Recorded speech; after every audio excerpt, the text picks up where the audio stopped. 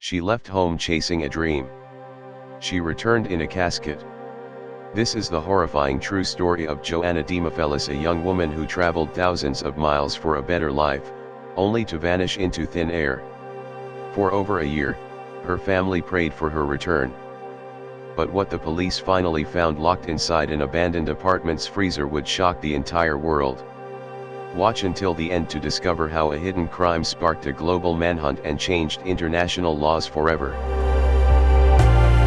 The Freezer Murder, the tragic story of Joanna Demafelis. A daughter of Iloilo. Joanna Demafelis grew up in the province of Iloilo in the Philippines, one of countless young Filipinos whose family circumstances pushed them toward the promise of overseas work.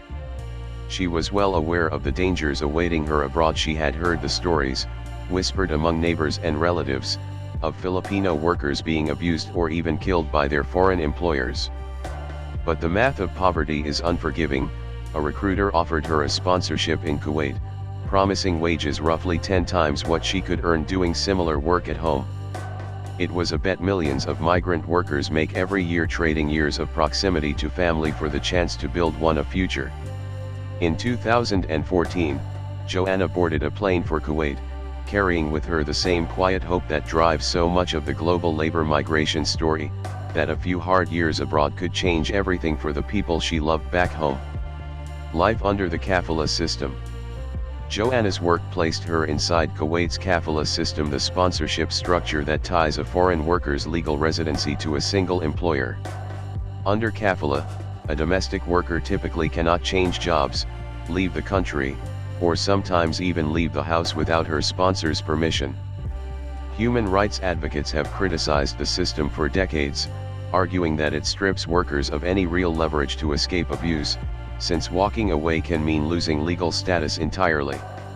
Joanna became a live-in housemaid for Nader Esmasaf, a Lebanese businessman, and his wife, Mona Hassan, a Syrian national, living in the Al-Shab district of Kuwait City. At first, things seemed to go as planned. Money flowed steadily back to her family in the Philippines. Then, without warning, the money stopped. So did the calls. Vanished without a trace. Joanna disappeared in September 2016. For well over a year, her family had no idea whether she was alive, imprisoned, injured, or worse. This kind of agonizing silence is tragically common among migrant domestic workers trapped under restrictive sponsorship arrangements. A confiscated phone, a withheld passport, a family clinging to hope while fearing the worst but powerless to act from thousands of miles away. What her family did not know was that Joanna was already dead and that the couple she worked for had packed up and quietly left the country. The discovery that shocked two nations. In February 2018, authorities entered the abandoned apartment the couple had left behind roughly a year earlier.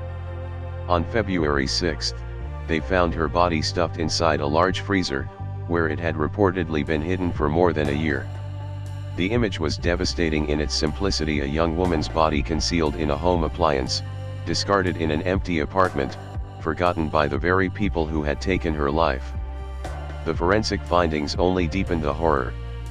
Investigators found evidence that she had been tortured and strangled, and that she had suffered shattered ribs and internal bleeding before she died. Perhaps most chilling of all, some reports citing details from the investigation suggested Joanna may still have been alive, unconscious, but not yet dead when she was placed inside the freezer, meaning her final moments may have played out in the dark, freezing confines of the very appliance where she would eventually be found. A manhunt across 3 countries. Once Joanna's body was identified, an international red notice went out for Asaf and Hassan. The couple had already fled separately, as it turned out, to their respective home countries. Nader Esmasaf was tracked down and detained in Lebanon, a development the Philippine government welcomed as a critical first step toward justice. Around the same time, Mona Hassan was located and detained in Damascus, Syria. The case ignited fury across the Philippines. It prompted then-President Rodrigo Duterte to publicly vow he would sell his soul to the devil to bring home Filipino workers being abused abroad.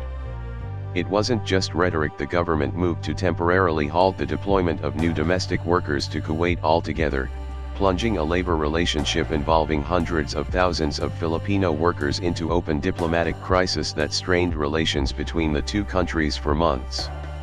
Two verdicts, two countries. Justice for Joanna unfolded in an unusual, fragmented way, playing out not in one courtroom, but in two separate countries, because neither suspect could be extradited to face trial where the crime had actually occurred. April 2018, a criminal court in Kuwait ruled in absentia that both defendants should be punished by hanging, based on the murder charges filed in the country where Joanna died. Because neither suspect was in custody there, the sentence was more symbolic than immediately enforceable, but it sent an unmistakable message about how seriously the case was being treated. September 2019, more than a year later, Mona Hassan was separately convicted of murder by a criminal court in her home country of Syria, since Syria, like many nations, does not extradite its own citizens. Her husband, Asaf, faced his own murder charges in Lebanon, tried under Lebanese jurisdiction for the same reason. This patchwork of national trials illustrates one of the deep frustrations in cases like Joanna's. Justice for a crime against a foreign migrant worker often has to be pieced together across borders, with each country applying its own laws and its own willingness to cooperate, while the country where the crime actually happened struggles to ever bring the perpetrators back for direct accountability. Bringing Joanna home. While legal proceedings dragged on for years, Joanna's family faced their own private ordeal, bringing her body home. Her casket arrived in Manila in mid-February 2018, greeted by grieving relatives including her sister, photographed weeping beside the casket as it was unloaded, an image that circulated widely and came to symbolize the human cost behind the diplomatic headlines.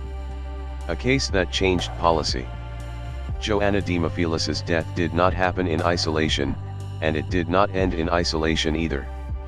Her case became a rallying point that triggered a formal deployment ban. The Philippine government suspended sending new domestic workers to Kuwait, a major labor destination, until stronger worker protections could be negotiated.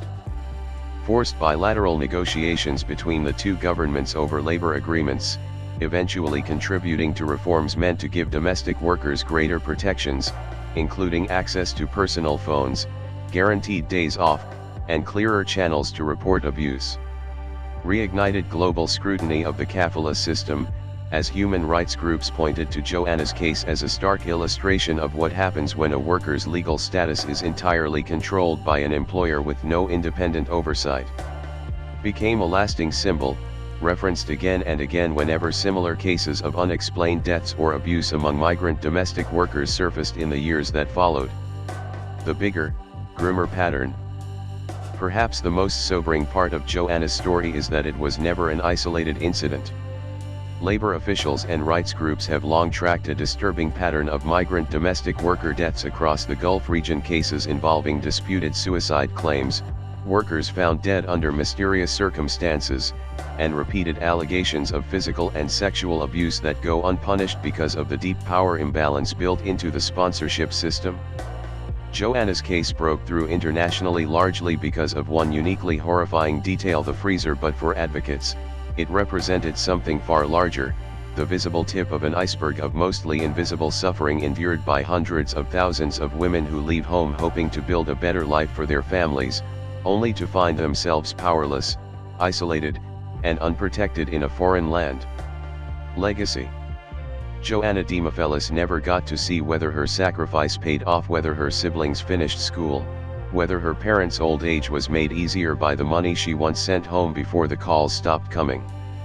What she left behind instead was a case that forced two governments to confront an uncomfortable truth about the system connecting them, that a young woman could vanish for over a year, be murdered, and be discovered frozen and forgotten in an empty apartment, and that this could keep happening unless something structural finally changed. Her name is now woven into the history of migrant labor rights advocacy, not as a statistic, but as a reminder of the very real, very individual human cost hidden behind terms like labor migration, sponsorship system, and diplomatic relations. For her family, and for the labor rights movement that invoked her name for years afterward, Joanna Demafelis became far more than a tragic headline.